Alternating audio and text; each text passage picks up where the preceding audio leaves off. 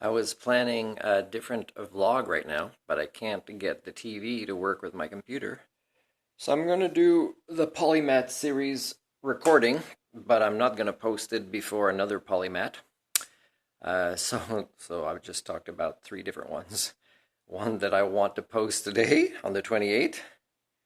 Then I want to film this Polymath that will be posted after another Polymath that I also haven't filmed yet. But I'm filming this one before the other one of Polymath series that is going to be posted online before this one, although it has not been filmed before this one.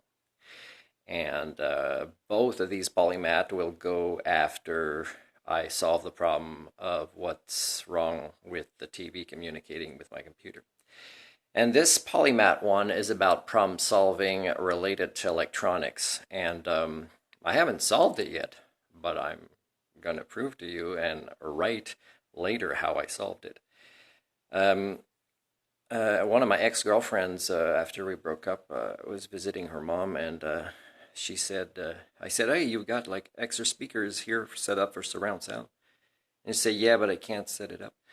And she said her husband tried and they had separated too, but they still saw each other, and at least at the beginning. And then her son, who is, a firefighter and owns a business with his wife related to, physiotherapy, things like that, a successful person, and as you guys define it. And I'm not saying anything bad about him. I like that guy. I kind of was hoping he'd be my BC brother. And then another son who's also, he's got very good confidence levels. I'm not sure what his problem-solving skills are. And so all three of them worked on it, so she didn't believe that I would succeed, because I had admitted to my girlfriend and the family that I was struggling with issues with mental health at that time.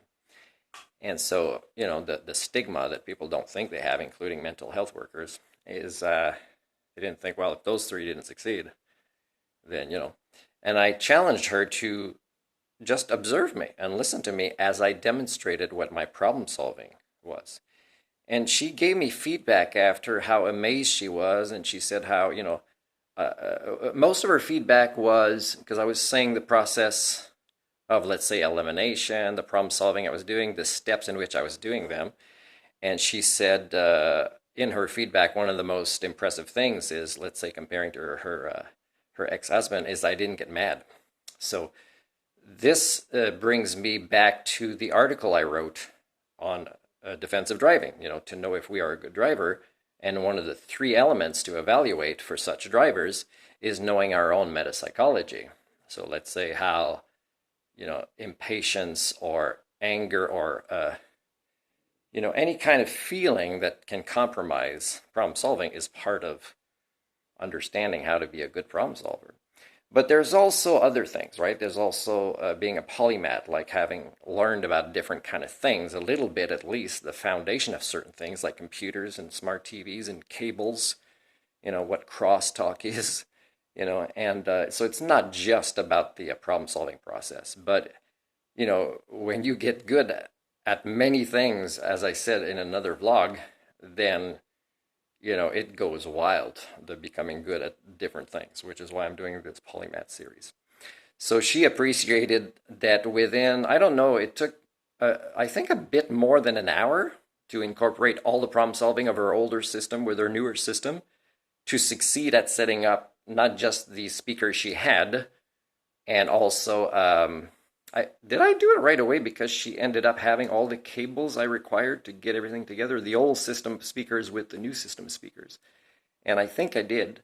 And it was nice sharing dinner with her after and visiting with her. She became a nice friend. We played golf, and I have some nice memories of that.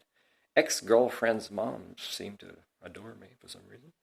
And I'm happy with that, and I'm happy with any friend, lifelong friend that I have, but even those kind of die out, right? Because the majority wins. The majority says that's not normal. Friendship is not normal for some reason, as if it's associated to exes or whatever, which is a flaw in most of your cultures, by the way. Cultures that separate instead of unite, right? Divide instead of collaborate and cooperate. And a good problem solver knows how to get all these different systems, when they're understood properly, to cooperate with each other. So far, what I've done is, hey, this cable worked with 2 of the 3 TVs here for HDMI, and I haven't tried this one in a long time, and it doesn't work. So first thing I did is I tried a different cable. Now, because the other cable also didn't work, it sends me to the next step. I'll tell you about that later.